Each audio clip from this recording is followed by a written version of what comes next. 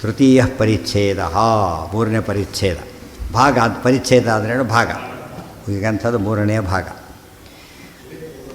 ಏನು ಹೇಳಬೇಕಿದ್ರಲ್ಲಿ ಈಗ ನಿರ್ದೋಷಾಶೇಷ ಸದ್ಗುಣಂ ಅಂದರೆ ನಿರ್ದೋಷತ್ವ ಹೇಳಬೇಕು, ಗುಣಪೂರ್ಣತ್ವ ಹೇಳಬೇಕು. ನಿರ್ದೋಷತ್ವ ಪ್ಲಸ್ ಗುಣಪೂರ್ಣತ್ವ. ಯಾರು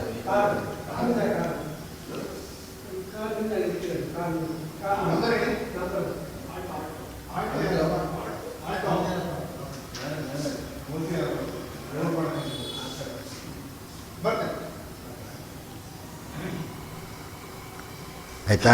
ನಿರ್ದೋಷತ್ವ ಗುಣಪೂರ್ಣತ್ವ ಶುರುವಾರದೆ ನಾರಾಯಣ ಗುಣೈಶ್ವರ್ಯರುದಿಲ್ಲಂ. ಇದು ಬ್ರಹ್ಮಸೂತ್ರ ಭಾಷೆ. ಮತ್ತು ಇರೋದೆಲ್ಲ ಶಾಸ್ತ್ರಯೋನಿತ್ವಾಧಿಕರಣಕ್ಕೆ ಅದು ಗೊತ್ತಾಯ್ತಾ? ಇವು ಗುಣಪೂರ್ತಿ ದೋಷ ದೂರತ್ವಕ್ಕಿದು ಎಂಟೈರ್ ಜಿಸ್ಟ್ ಆಫ್ ಬ್ರಹ್ಮಸೂತ್ರ.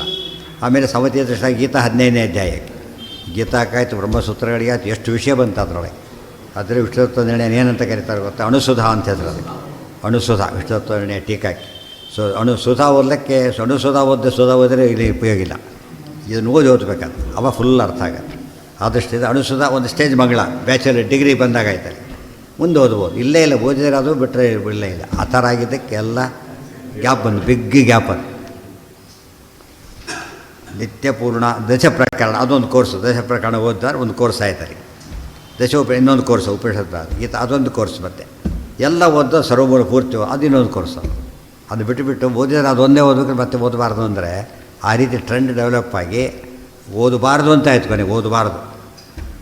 ಹೀಗಾಗಿ ಅದು ಸುಲಭ ಆಯ್ತು ಬಿಡೋದು. ಇದ್ದಾರೆ ಕ್ಲಾಸ್ ಇಲ್ಲ ಅಂದರೆ ಸುಲಭ ಆಯ್ತಲ್ಲ, ಆ ರೀತಿಯಾಗಿ ಬಿಟ್ಟೋಯ್ತು. ಯಾವ್ರಿಗೆ ಎಷ್ಟು ಇರುತ್ತೋ ಅಷ್ಟೆಲ್ಲರೂ ಓದ್ಬೋದು. ಗೊತ್ತಾಯ್ತಾ? ದೊಡ್ಡ PhD ದೊಡ್ಡ ಕೋರ್ಸ್ಗಳೇ ಎಲ್ಲರೂ ಮಾಡೋಕ್ಕಾಗೋದಿಲ್ಲ, ಅನೇಕ ಕಾರಣಕ್ಕಾಗೋದಿಲ್ಲ. ಅವಾಗ ಆಗಿಲ್ಲ ಅಂತ ಹೇಳಬೇಕೆ ಹೊರತು ಅದು ಇದು ಮಾಡೋದಲ್ಲ. ವರ್ಜಿತ ಸರ್ವದೋಷ ಇರಿಯೋ ಗುಣ ಸರ್ವಸ್ವಮೂರ್ತಿಮಾನ್ ಸ್ವತಂತ್ರೋ ಯದ್ವಶಾ ಸರ್ವೇ ಸವಿಷ್ಣು ಪರಮೋಮತಃ ಇತಿ ಪರಮೋಪನಿಷದಿ. ಪರಮಶ್ರುತಿ ಬೇರೆ, ಪರಮೋಪನಿಷತ್ ಬೇರೆ. ವರ್ಜಿತ ಸರ್ವದೋಷೈ ಯಃ ಗುಣಸರ್ವಸ್ವಮೂರ್ತಿಮಾನ್ ಸರ್ವದೋಷೈ ವರ್ಜಿತ ಗುಣಸರ್ವಸ್ವಮೂರ್ತಿಮಾನ್. ಗುಣಸರ್ವಸ್ವಗಳೇ ರೂಪ ಅಂತ ಹೇಳಿದ್ರಿಂದ ದೇವರು ನಿರಾಕಾರನಲ್ಲ, ಅದು ಆಯಿತು. ಸ್ವತಂತ್ರ ಯದ್ವಶಾಹ ಸರ್ವೇ ಎಲ್ಲರೂ ಅವನ ಅಧೀನದಲ್ಲಿದ್ದಾರೆ. ಸವಿಷ್ಣು ಪರಮೋಮತಃ. ಆತ ಯಾರು? ವಿಷ್ಣು. ಅವನು ಸರ್ವೋತ್ತಮ. ಪರಮ ಅಂದ್ರೇನು? ಪರಮ ಸರ್ವೋತ್ತಮ, ಸುಪ್ರೀಂ ಮೋಸ್ಟ್. ಪರಮ ಶಬ್ದಕ್ಕೆ ಸುಪ್ರೀಂ ಮೋಸ್ಟ್ ಅಂತ.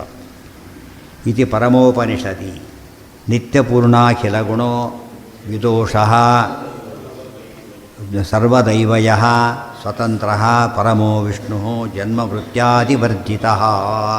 ಇದು ಬೇರೆ ಪುರಾಣದ ವಾಕ್ಯಗಳಿವು. ಪ್ರಶ್ನೆ ಮೊದಲು ಬ್ರಹ್ಮದೇವರ ಮಾತದು. ನಿತ್ಯಪೂರ್ಣಾಖಿಲ ಗುಣ ವಿದೋಷಃ ಸರ್ವದೈವಯಃ ಸ್ವತಂತ್ರ ಪರಮಃ ವಿಷ್ಣು ಜನ್ಮಮೃತ್ಯಾದಿವರ್ಜಿತಃ. ನಿತ್ಯಪೂರ್ಣ ಅಖಿಲ ಗುಣ. ನಿತ್ಯ ಅಖಿಲ ಪೂರ್ಣ ಗುಣ, ನಿತ್ಯವಾದ ಎಲ್ಲ ಗುಣಗಳಿಂದ ಕೂಡಿದವನು ಅಂತ ಅರ್ಥ. ವಿದೋಷ ವಿದೋಷ ವಿಗತ ದೋಷ ನಿರ್ದೋಷ ಅಂತ ಅರ್ಥ. ನಿರ್ದೋಷನಾದವನು. ಸರ್ವದೈವ ಎರಡಕ್ಕೂ ಕಾಮನ್. ಸರ್ವದಾ ನಿತ್ಯಪೂರ್ಣಾಖಿಲ ಗುಣ, ಸರ್ವದಾ ನಿರ್ದೋಷ ಎರಡಕ್ಕೂ ಅಪ್ಲಿಕಬಲ್. ಯಹ ಸ್ವತಂತ್ರ ಸರ್ವತಂತ್ರ ಸ್ವತಂತ್ರ ಅಂತ ವಿಷ್ಣುವೇ ಪರಮಃ ಜನ್ಮ ಮೃತ್ಯಾದಿವರ್ಜಿತ. ಅವನಿಗೇನಿಲ್ಲ, ಹುಟ್ಟು ಸಾವುಗಳಿಲ್ಲ. ಹುಟ್ಟು ಸಾವುಗಳಿದ್ದವನು ದೇವರು. ಈಗ ಬಿಡಿದವರೆಲ್ಲ ದೈತ್ಯರೆಲ್ಲ ಏನು ಮಾಡಿದರು ಗೊತ್ತಾ? ನಾವು ಸಾವಿಲ್ಲ ಅಂತ ವರ ಕೇಳಿಕೊಂಡ್ರು. ಅರ್ಥ ಏನದಕ್ಕೆ? ದೇವರಾಗಬೇಕು ಅಂತೇಳಿ. ದೇವರೇ ನಮಗೂ ಸಾವಿಲ್ಲ ಅಂದರೆ ನಾವು ದೇವರಾಗಿಬಿಡ್ತೇವೆ ಅಂತ ಈ ತಂತ್ರ ಮಾಡಿದರು. ಅದಕ್ಕೆ ಆ ದೇವರಿಂದಲೇ ಸತ್ರು ಕೊನೆಗೆ. ಯಾರು ಹೇಳ್ಕೊಳಕ್ಕೆ ಹೋದ್ರೋ ಅವರಿಂದಲೇ ಸತ್ರು. ಪರಭು ಯಾವ ಅಂಥ ಸಾವಿರು ಇಲ್ಲದಿರುವಿಕೆ ನಿರೀಕ್ಷೆ ಮಾಡಿದರೆ ದೇವತ್ವ ನಿರೀಕ್ಷೆ ಮಾಡಿದಾಗ ಲೆಕ್ಕ. ಗೊತ್ತಾಯ್ತಾ? ನಿರೀಕ್ಷೆ ಮಾಡಲೇಬಾರ್ದು. ವಿಷ್ಣು ಜನ್ಮ ಮೃತ್ಯಾದಿವರ್ಜಿತ ನಾರದ ಉವಾಚ. ಈಗ ನಾರದ ಪ್ರಶ್ನೆ ಕೇಳ್ತಾರೆ, ನೀವೇನು ಹೇಳಿದಿರಿ? ನಿರ್ದೋಷ ಗುಣಪೂರ್ಣ ಎಲ್ಲ ಹೇಳಿದಿರಿ, ಅದು ಹೇಗೆ ಒಪ್ಪಬೇಕು ಅಂತ ಕೇಳ್ತಾರೆ ಅವರಿಗೆ. ನಿರ್ದೋಷಶ್ಚೇತ್ ಕಥಂ ವಿಷ್ಣು ಮಾನುಷೇಷು ಉದಪದ್ಯತ. ನಿರ್ದೋಷ ಅಂತ ಹೇಳೋದಾದ್ರೆ ಯಾಕೆ ಹುಟ್ಟಿದ ಮಾತ್ರಕ್ಕೆ ಏನಾಯಿತು ಅಂದರೆ ಹುಟ್ಟೋದೇ ದೋಷ. ಎಲ್ಲ ಗುಣಗಳಿದೆ, ಹುಟ್ಟಿಬಿಟ್ಟ. ಒಂದು ಏನು ಮಾಡಿ ದೋಷ ಅದೀಗ ತೆಗೆದ. ಡೇಟ್ ಆಫ್ ಅಪಾಯಿಂಟ್ಮೆಂಟ್ ಕೊಟ್ಟ ತಕ್ಷಣ ಏನಾಯಿತು? ಅವನು ವರ್ಕರ್ ಅಂತಾಯಿತು.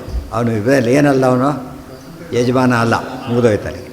ನಿರ್ದೋಷಶ್ಚೇತ್ ಕಥಂ ವಿಷ್ಣು ಮಾನುಷೇಷು ಉದಪದ್ಯತ. ಮನುಷ್ಯರಲ್ಲಿ ಯಾಕೆ ಹುಟ್ಟಿದ? ಚಿಂತಾ ಶ್ರಮ ವ್ರಣ ಅಜ್ಞಾನ ದುಃಖಯುಕ್ ದೃಶ್ಯತೆ ಕಥಂ. ಚಿಂತೆ ಮಾಡಿದ ಸೀತಾದೇವಿಯಲ್ಲಿದೆ ಹುಡುಕಿದ್ದೆ ಚಿಂತಾ. ಆಮೇಲೆ ಶ್ರಮ, ಭಾರಿ ಆಯಾಸ, ಸುಸ್ತಾಗಿ ಕೂತ್ಬಿಡೋದು ಹುಡುಕಿಬಿಟ್ಟು. ವ್ರಣ, ಗಾಯ, ವಿಷ್ಣುರು ಹೊಡೆದ್ರು ಸ್ವಲ್ಪ ರಕ್ತ ಬಂತು. ಆಮೇಲೆ ಅಜ್ಞಾನ, ಎಲ್ಲಿ ಯಾವ ಜಾಗ ಸೇಫು ಪರಿಸರ ಅವರು ಹೇಳ್ತೀರಾ? ಹಿಂದೆ ಬರ್ತಿದ್ರು, ಸ್ವಲ್ಪ ಸೇಫ್ ಜಾಗ ಹೇಳ್ತೀರಾ ಅಂತ ಕೇಳೋದು. ಅವ್ರಿಗೆ ಹೇಳ್ತೀನಿ ಬಾ ಕೃಷ್ಣ, ನಿನಗಲ್ದ ಇನ್ಯಾರಿಗೆ ಹೇಳಬೇಕು ಅಂತ ಹೇಳೋದು. ಇವೆಲ್ಲ ಏನಿದು? ಅಜ್ಞಾನ. ಆಮೇಲೆ ದುಃಖ ಪಡೋದು, ಅದೊಂದು ಬೇಕಾದ ಸೀತಾ ವಿಯೋಗದ ದುಃಖ ಇತ್ಯಾದಿಗಳನ್ನ ಹೇಳ್ಬೋದು. ದುಃಖ ದೃಶ್ಯತೆ ಕಥಂ, ಯಾಕೆ ಕಾಣಿಸ್ತಾನೆ ಹಾಗಿದ್ದರೆ? ನಿರ್ದುಃಖ ಅಂತ ಹೇಳಿದರೆ ಏನಿವೆಲ್ಲ ಇಲ್ಲಿಟ್ಕೊಂಡೆ. ಚಿಂತಾ ಸಂತಾಪ ಲೇಪೋದ್ಭವ ವಿಧಿಮುಖರ ಶೇಷ ದೋಷಾತಿ ದೂರಂ. ಈ ಪದ ಇಟ್ಕೊಂಡೆ ತತ್ವ ಉಪಯೋಗಿಸಿದ್ದು. ಹೀಗೇನೆ ಯಾವ ದೋಷವೂ ದೇವರಿಗಿಲ್ಲ. ದೃಶ್ಯತೆ ಕಥಂ, ಯಾಕೆ ಕಾಣ್ತಾನೆ? ಏಷ ಮೇ ಸಂಶಯೋ ಬ್ರಹ್ಮನ್ ಬ್ರಹ್ಮದೇವರೇ. ಏಷ ಮೇ ಸಂಶಯ, ಇದು ನನ್ನ ಸಂಶಯ. ಇದು ಹೃದಯ ಶಲ್ಯ ಇವಾರ್ಪಿತ. ಹೇಗಿದೆ ಗೊತ್ತಾ? ಇದು ಮನಸ್ಸಿನೊಳಗೆ ಈಟಿ ಚುಚ್ಚುತ್ತಾ ಇದೆ. ಈಗ ತಲೆ ಹುಳ ಬಿಟ್ಟಿದ್ದಾರೆ ಅಂತಾರಲ್ಲ, ಆ ಥರ ಮನಸ್ಸಲ್ಲಿ ಸೇರ್ಕೊಂಡ್ಬಿಟ್ಟಿದೆ, ಚುಚ್ಚುತ್ತಾ ಇದೆ. ಇವಾರ್ಪಿತ ಅನುದ್ಧಾರ್ಯ ಅಪರೈರ್ಬರ್ತೆ. ಬೇರೆಲ್ಲ ಉತ್ತರ ಕೊಡೋಕ್ಕೆ ಬರೋದಿಲ್ಲ. ಇದು ಯಾವುದು ಸಿಕ್ಕಿದ್ರೆ ಕಂಡವರು ಆಪ್ರೇಟ್ ಮಾಡೋಕ್ಕೆ ಹೋಗಬಾರ್ದು. ಯಾರು ಮಾಡ್ಬೇಕು ಅದನ್ನು? ಏನು ಮಾಡಬೇಕು? ಗೊತ್ತಿರಬೇಕು. ಮೃದು ಬಾರ್ಡರ್ ಆಗಿಬಿಡುತ್ತದೆ ಅಷ್ಟೇ. ಸುಮ್ಮನೆ ಇರಬೇಕು. ತೆಗಿಲಕ್ಕೆ ಹೋಗಬಾರ್ದು. ಯಾಕೆ? ತೆಗೆದ ತಕ್ಷಣ ಮತ್ತೆ ಏನಾಗುತ್ತೆ? ಅದನ್ನು ಸಾಲ್ವ್ ಮಾಡೋ ಜಗ್ತ ಚಿಮ್ಮುತ್ತಾಗ ತಕ್ಷಣ ಅದನ್ನು ಕಂಟ್ರೋಲ್ ಮಾಡಬೇಕು. ಮತ್ತು ವಾಸಿ ಮಾಡೋ ವೆಚ್ಚದ ಹುಡುಕಬೇಕು. ಅದೆಲ್ಲ ಗೊತ್ತಿಲ್ಲದವನು ಏನು ಮಾಡಿಕೊಡೋದು? ಭಾರಿ ಪದ್ಧತಿ. ನಿರ್ದೋಷಶ್ಚೇತ್. ಎಷ್ಟು ಸತ್ತೆ ಟ್ಯಾಪ್ ಇದು ಮಾಡ್ತಿರ್ತಾರೆ, ಅದು ಕಿತ್ಕೊಂಡು ಹೋಗಿಬಿಡುತ್ತೆ, ನೀರು ಬರಲಿಕ್ಕೆ ಶುರುವಾಗಿ ನಿಲ್ತಪ್ಪ ಒದ್ದಾಡ್ತಿರ್ತಾರೆ. ಅವ್ರು ನೀರು ಬರಲಿಲ್ಲ ಅಂತ ಎಷ್ಟು ಬರ್ತಾಯಿದೆ, ಏನು ಮಾಡಬೇಕು ಅಂಥೇಳಿ ಎಲ್ಲ ನೀರು ಚೆಲ್ಕೊಂಡು ಕೂತ್ಬಿಡ್ತಾರೆ. ಕಂಟ್ರೋಲ್ ಮಾಡೋಕ್ಕೆ ಬರ್ತಾಯಿಲ್ಲ. ನಿರ್ದೋಷಶ್ಚೇತ್ ಕಥಂ ವಿಷ್ಣು ಮಾನುಷೇಷು ಉದಪದ್ಯತ. ಚಿಂತಾ. ಏನು ಜನ ಪ್ರಶ್ನೆ ಕೇಳ್ಬೋದು, ಆ ಪ್ರಶ್ನೆ ನಾರದರು ಕೇಳಿಬಿಟ್ಟಿದ್ದಾರೆ, ಉತ್ತರನೂ ಕೊಟ್ಟಾಗಿದೆ. ಇನ್ನೇನು ಹೊಸ್ತು ಕೇಳೋದು ಉಳ್ಕೊಂಡಿಲ್ಲ ಯಾರಿಗೂ. ಓದಿಲ್ಲ ಆದ್ದರಿಂದ ಹಾಗನ್ಸುತ್ತೆ ಅಷ್ಟೇ. ಅಲ್ಲ, ಬ್ರಹ್ಮಾಂಡ ಪುರಾಣ ಅಂತ ಆಚಾರ ಕೊಟ್ಬಿಡ್ತಾರೆ. ತಂದೆ ಹೇಳಿದ್ರು ಮಗನಿಗೆ ಹೇಳ್ತಿರೋದು. ತಂದೆ ಮಗನಿಗೆ ಸತ್ಯ ಹೇಳ್ತಾನೆ, ಸುಳ್ಳು ಹೇಳ್ತಾನ?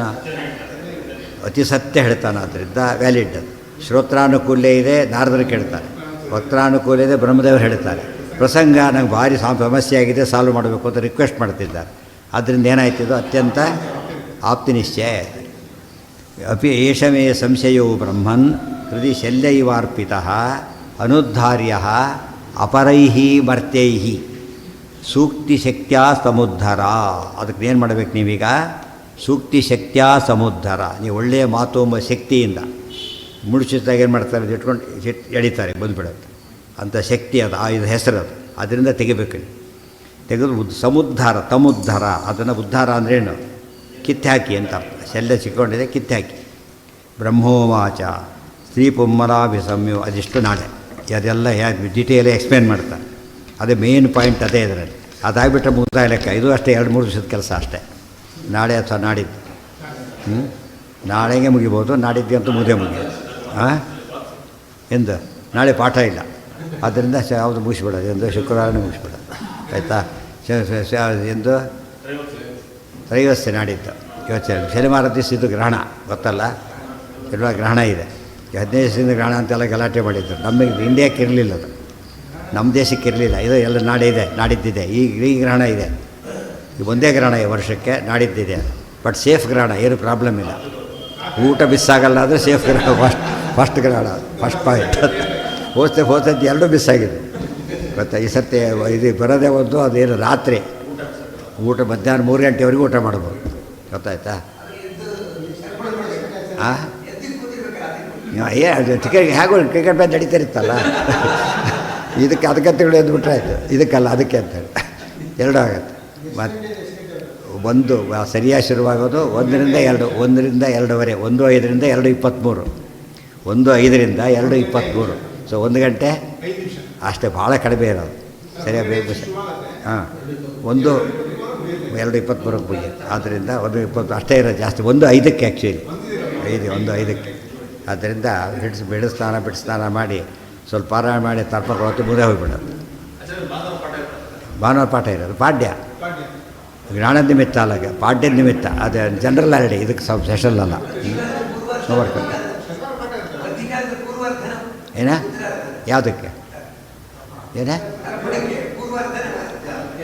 ಮಧ್ಯ ಮಧ್ಯ ಮಧ್ಯ ಮಧ್ಯ ಮಧ್ಯ ಮಧ್ಯ ಮಧ್ಯದಕ್ಕಿಂತ ಮುಂಚೆ ಯಾರಿಗೂ ಇಲ್ಲ. ಮಧ್ಯದ ಮೇಲೆ ದೇವತೆಗಳು ಪಿತೃಗಳೆಲ್ಲ ಬರ್ತಾರೆ. ಮಧ್ಯಾಹ್ನ ಕೊಟ್ಬಿಟ್ರೆ ಸಾಕು, ಮಧ್ಯಾಹ್ನ ಅಷ್ಟು ಕೊಟ್ಬಿಡ್ಬೋದು. ಶನಿವಾರ ಪಾಠ ಇದೆ, ರಾತ್ರಿ ಇದ್ದಾರೆ 2 ಗಂಟೆ, ಅದೇನು ದೋಷ ಇಲ್ಲ, ಏನಿಲ್ಲ. ಊಟ ಇದ್ದಲ್ಲಿ ಪಾಠ ಹಾಕಿರೋದಿಲ್ಲ, ಊಟ ಬೇರೆ ಇದೆಯಲ್ಲ. 3 ಗಂಟೆಯವರು ಊಟ ಇದ್ದಾಗ ಪಾಠ ಕ್ಯಾನ್ಸಲ್ ಆಗೋದಿಲ್ಲ. ಆ ದೃಷ್ಟಿಯಿಂದ ಇರಬೇಕಾಗಿತ್ತು ಅನ್ನಿಸ್ತದೆ, ಊಟ ದೃಷ್ಟಿಯಿಂದ ಇರಬಾರ್ದು ಅನ್ನಿಸ್ತದೆ. 2 ಕಡೆ ಆ್ಯಕ್ಷನ್ ಅದು. ಶುಕ್ರವಾರ ಶನಿವಾರ ಶುಕ್ರವಾರ ಶನಿವಾರ 2 ಪಾಠ ಇದೆ, ಅಥವಾ ಅದು 2 ಮುಗಿಸ್ಬಿಡ್ಬೋದು. ಇನ್ನು ಎರಡು ದಿವಸ ಕೈ ಮುಗಿದೋಗುತ್ತೆ.